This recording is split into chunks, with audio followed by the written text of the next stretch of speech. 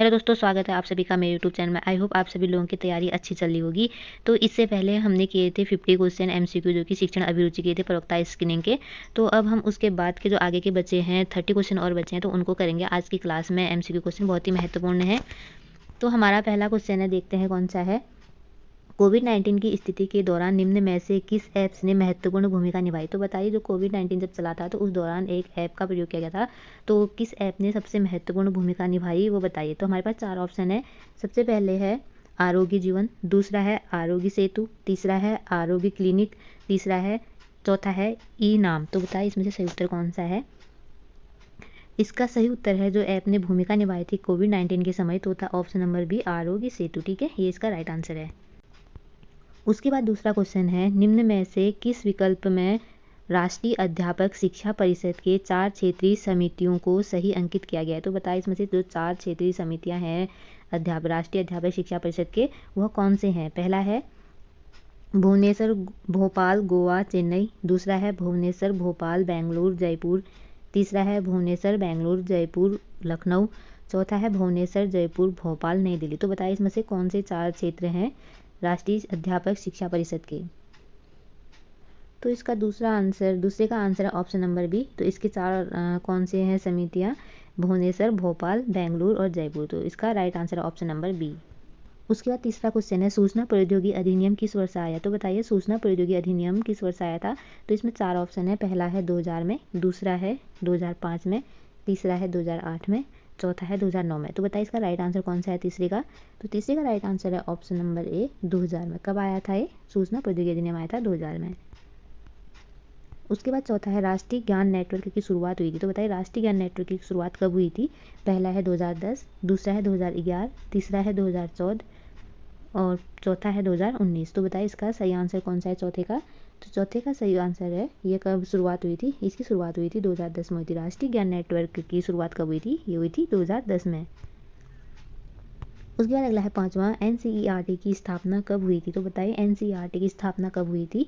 पहला है 2 सितंबर 1961, दूसरा है 1 सितंबर 1961, तीसरा है 1 सितंबर 1962, चौथा है इनमें से कोई नहीं।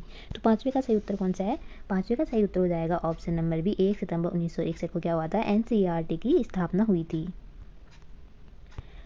उसके बाद छठा है, एनसीईआरटी का गठन कितने राष्ट्रीय सरकारी संस्थाओं को मिलाकर किया गया है। तो बताइए जो एनसीईआरटी का गठन है वह कितने राष्ट्रीय सरकारी संस्थानों को मिलाकर किया गया था। पहला है 3, दूसरा है 5, तीसरा है 7, चौथा है 9। तो बताइए छठे का राइट आंसर कौन सा है। तो छठे का राइट आंसर है ऑप्शन नंबर सी 7। ठीक है, एनसीईआरटी गठन कितने राष्ट्रीय सरकारी संस्थानों से मिलकर बना है, ये बना है 7। उसके बाद अगला है सातवां, एनसीईआरटी का मुख्यालय स्थित है। तो बताइए एनसीईआरटी का मुख्यालय कहाँ है। पहला है मैसूर, दूसरा है अजमेर, तीसरा है नई दिल्ली, चौथा है शिलोंग। तो बताइए इसका राइट आंसर कौन सा है, एनसीईआरटी का मुख्यालय कहाँ स्थित है। तो सातवें का राइट आंसर है ऑप्शन नंबर सी, एनसीईआरटी का मुख्यालय कहाँ है, नई दिल्ली में। उसके बाद अगला है आठवां, निम्न में से कौन राष्ट्रीय अध्यापक परिषद का कार्य नहीं है। तो बताइए क्या पूछा है, कौन सा कार्य नहीं है, राष्ट्रीय अध्यापक शिक्षा परिषद का कार्य नहीं है पूछ रहा है। तो देखिए आपके सामने 4 ऑप्शन है, तो इसमें से बताइए सही आंसर कौन सा है। पहला है पाठ्यक्रम और शिक्षण विधियों के संबंध में दिशा निर्देशन विकसित करना, दूसरा है अध्यापक शिक्षा पाठ्यक्रमों में प्रवेश अवधि पाठ्यक्रम आदि के संबंध में दिशा निर्देश देना, तीसरा है अध्यापक शिक्षा के व्यवसायीकरण को रोकने के उपाय करना, और चौथा है अध्यापकों की भर्ती करना। तो इसमें से कौन सा ऐसा कार्य नहीं है। तो इसका आंसर है ऑप्शन नंबर डी, अध्यापकों की भर्ती करना। ये क्या है, इसका कार्य नहीं है। बाकी के 3 क्या हैं, राष्ट्रीय अध्यापक शिक्षा परिषद के कार्य हैं। उसके बाद अगला है 9वां, Indian journal of teacher education नामक पत्रिका का प्रकाशन किस संस्था द्वारा किया गया है। तो बताइए जो Indian journal of teacher education नामक पत्रिका है वह किस संस्था द्वारा स्थापित किया गया यानी प्रकाशित किया गया है। पहला है एनसीईआरटी द्वारा, दूसरा है एनसीटीआई द्वारा, तीसरा है मानव संसाधन विकास मंत्रालय द्वारा, चौथा है विश्वविद्यालय अनुदान आयोग द्वारा। तो बताइए इसका सही उत्तर कौन सा है। 9वें का सही उत्तर है ऑप्शन नंबर बी, एनसीटीआई द्वारा क्या किया गया है, इस पुस्तक का प्रकाशन किया गया है। उसके बाद अगला है 10वां, माध्यमिक शिक्षा आयोग का गठन कब किया गया। तो बताइए माध्यमिक शिक्षा आयोग का गठन कब किया गया। पहला है 21 अगस्त 1952, दूसरा है 23 अगस्त 1952, तीसरा है 21 सितंबर 1952 और चौथा है 23 सितंबर 1952। तो बताइए इसका राइट आंसर कौन सा है 10वीं का राइट आंसर है ऑप्शन नंबर डी, 23 सितंबर 1952 को क्या हुआ था, माध्यमिक शिक्षा आयोग का गठन हुआ था।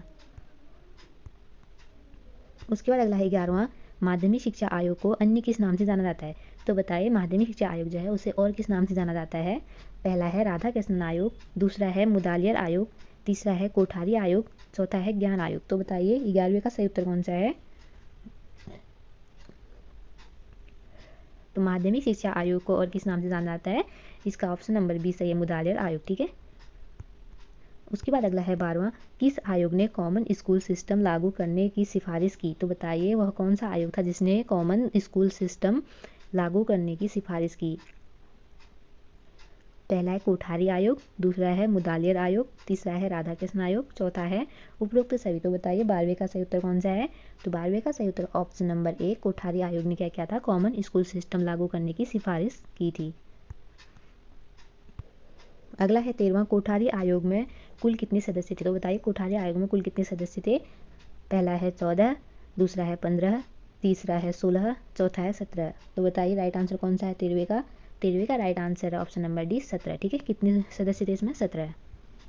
उसके बाद अगला है 14वां, कोठारी आयोग ने केंद्र की आय का कितने प्रतिशत शिक्षा पर निवेश करने की सिफारिश की। तो बताइए कोठारी आयोग है उसने केंद्र की आय पर कितने प्रतिशत शिक्षा पर निवेश करने की सिफारिश की है। पहला है 6%, दूसरा है 7%, तीसरा है 8%, चौथा है 5%। तो बताइए 14वीं का सही उत्तर कौन सा है। 14वीं का सही उत्तर है ऑप्शन नंबर ए 6%। ठीक है, तो कोठारी आयोग ने कितने प्रतिशत शिक्षा पर निवेश करने की सिफारिश की है, ये की है 6%। उसके बाद अगला है 15, भारत में पहली राष्ट्रीय शिक्षा नीति NEP की घोषणा किस वर्ष की गई थी। तो बताइए भारत में पहली राष्ट्रीय शिक्षा नीति थी वह उसकी घोषणा कब की गई थी। पहला है 1968, दूसरा है 1986, तीसरा है 1992, चौथा है 2020 में। तो बताइए 15वीं का सही उत्तर कौन सा है। 15वीं का सही उत्तर है ऑप्शन नंबर ए 1968 में। ठीक है, इसका घोषणा कब की गई थी, ये की गई थी 1968 में। उसके बाद अगला है 16वां, कितने वर्षों के बाद भारत में नई शिक्षा नीति 2020 की घोषणा की गई। तो बताइए कितने वर्षों के बाद जो है भारत में नई शिक्षा नीति 2020 की घोषणा की गई थी।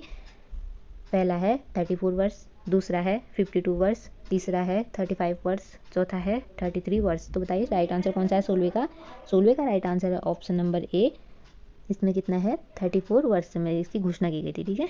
उसके बाद है 17वां, नई शिक्षा नीति 2020 में मसौदा समिति के अध्यक्ष कौन थे। तो नई शिक्षा नीति 2020 में मसौदा समिति के अध्यक्ष कौन थे। पहला है डॉक्टर कृष्णास्वामी कस्तूरीरंगन, दूसरा है नरेंद्र मोदी, तीसरा है रमेश पोखरियाल निशंक, चौथा है रामविलास पासवान। तो बताइए राइट आंसर कौन सा है 17वीं का राइट आंसर है option number A, doctor Krishnaswamy Kasturirangan. ठीक है, इसके क्या थे, अध्यक्ष थे। उसके बाद अगला 18वां, नई राष्ट्रीय शिक्षा नीति 2020 के अनुसार 5वीं कक्षा तक की शिक्षा किस भाषा में होगी। तो बताइए नई शिक्षा नीति 2020 के अनुसार 5वीं कक्षा तक की शिक्षा किस भाषा में होगी। पहला है फ्रेंच भाषा, दूसरा है अंग्रेजी भाषा, तीसरा है मातृभाषा, स्थानीय भाषा व क्षेत्रीय भाषा, चौथा है संस्कृत भाषा। तो बताइए राइट आंसर कौन सा है 18वीं का। तो 18वीं का राइट आंसर कौन सा है, मातृभाषा, स्थानीय भाषा तथा क्षेत्रीय भाषा। ठीक है।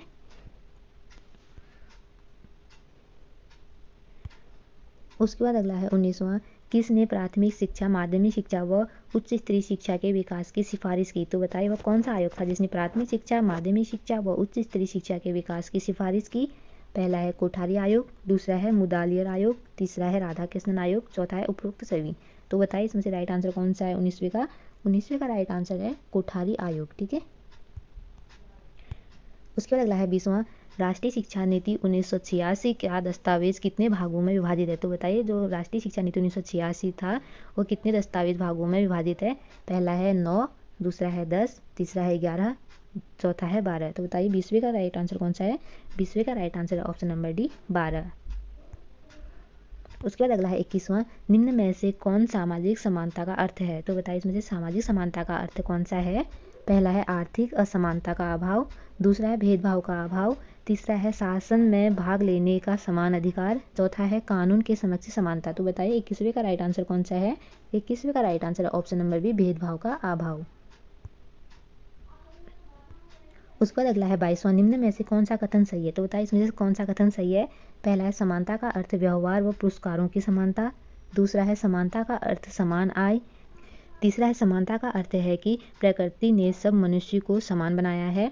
चौथा है समानता का अर्थ है कि अपने व्यक्तित्व के विकास के लिए सबको समान अवसर देने का प्रावधान हो। तो बताइए इसमें से कौन सा कथन सही है 22वीं का सही आंसर है ऑप्शन नंबर डी, समानता का अर्थ है अपने व्यक्तित्व के विकास के लिए सबको समान अवसर देने का प्रावधान हो। उसके बाद अगला है 23वां, अनुपातिक समानता का सिद्धांत किसने प्रतिपादित किया। तो बताइए जो अनुपातिक समानता का सिद्धांत है वो किसने प्रतिपादित किया था। पहला है अरस्तु, दूसरा है रूसो, तीसरा है मार्क्स, चौथा है रोल्स। तो बताइए इसका राइट आंसर कौन सा है 23वीं का राइट आंसर ऑप्शन नंबर ए अरस्तु। ठीक है, अनुपातिक समानता का सिद्धांत किसने दिया है, अरस्तु ने। उसके बाद अगला है 24वां, स्वतंत्रता तथा समानता एक साथ संभव नहीं है अथवा एक दूसरे के विरोधी हैं, यह किसने कहा है। तो बताइए कथन किसने कहा है, स्वतंत्रता तथा समानता एक साथ संभव नहीं है अथवा एक दूसरे के विरोधी हैं, तो यह कथन किसने कहा है। पहला है एक्टन, दूसरा है लाक्सी, तीसरा है मिल, चौथा है बोसांके। तो बताइए 24वीं का सही उत्तर कौन सा है। 24वीं का सही उत्तर है ऑप्शन नंबर ए एक्टन ने कहा। ठीक है, उसके बाद अगला है 25वां, निम्नलिखित में से कौन सी एजेंसी भारत में स्कूली शिक्षा के लिए पाठ्यक्रम रूपरेखा तैयार करने के लिए उत्तरदायी है। तो बताइए वो कौन सा पाठ्यक्रम है जो भारत में स्कूली शिक्षा के लिए रूपरेखा तैयार करने के लिए उत्तरदायी है। पहला है NCERT, दूसरा है NEUPA, तीसरा है NCTE, चौथा है RCI। तो बताइए इसमें सही उत्तर कौन सा है 25वीं का। तो 25वीं का सही उत्तर है ऑप्शन नंबर ए NCERT। उसके बाद अगला है 26वां, राष्ट्रीय ज्ञान आयोग ने अपने प्रतिवेदन का शीर्षक क्या रखा था। तो बताइए राष्ट्रीय ज्ञान आयोग था उसने अपने प्रतिवेदन का शीर्षक क्या रखा था।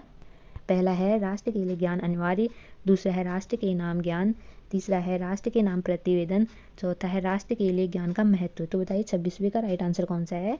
तो 26वीं का right answer option number C, राष्ट्र के नाम प्रतिवेदन। उसके बाद अगला है 27वां, राष्ट्रीय ज्ञान आयोग का प्रतिवेदन कितने स्तरों में विभाजित है। तो बताइए राष्ट्रीय ज्ञान आयोग का प्रतिवेदन कितने स्तरों पर विभाजित है। पहला है 5, दूसरा है 4, तीसरा है 3, चौथा है 6। तो बताइए 27 का राइट आंसर कौन सा है। तो 27 का राइट आंसर ऑप्शन नंबर ए 5। ठीक है, कितने प्रतिवेदन स्तर है इसमें 5। उसके बाद अगला 28वां, निम्न में से किसमें प्रशासन के विकेंद्रीकरण पर बल दिया गया है। तो बताइए किसमें प्रशासन के विकेंद्रीकरण पर बल दिया गया है। पहला है राधाकृष्णन आयोग 1948 से 1949, दूसरा है राष्ट्रीय शिक्षा नीति 1966, तीसरा है मुदालियर आयोग 1952 से 1953, चौथा है उपरोक्त सभी। तो बताइए 28वीं का राइट आंसर कौन सा है। 28वीं का right answer option number B, राष्ट्रीय शिक्षा नीति 1986। उसके बाद अगला है 29वां, निम्न में से किसने 70% पर प्रथम, 55% पर द्वितीय और 40% पर तृतीय श्रेणी निर्धारित करने का सुझाव दिया। तो बताइए वह कौन सा आयोग था जिसने प्रथम स्थान पर 70% और दूसरे स्थान पर 55% और तीसरे स्थान पर 40% का सुझाव दिया था। तो पहला है NCTE ने, दूसरा है विश्वविद्यालय शिक्षा आयोग ने, तीसरा है विश्वविद्यालय अनुदान आयोग ने, चौथा है कोठारी आयोग ने। तो बताइए राइट आंसर कौन सा है 29वीं का। 29वीं का राइट आंसर है ऑप्शन नंबर बी, विश्वविद्यालय शिक्षा आयोग ने क्या किया था, इसका सुझाव दिया था। उसके बाद है 30वां, NCC की शुरुआत कब हुई। तो बताइए NCC की शुरुआत कब हुई।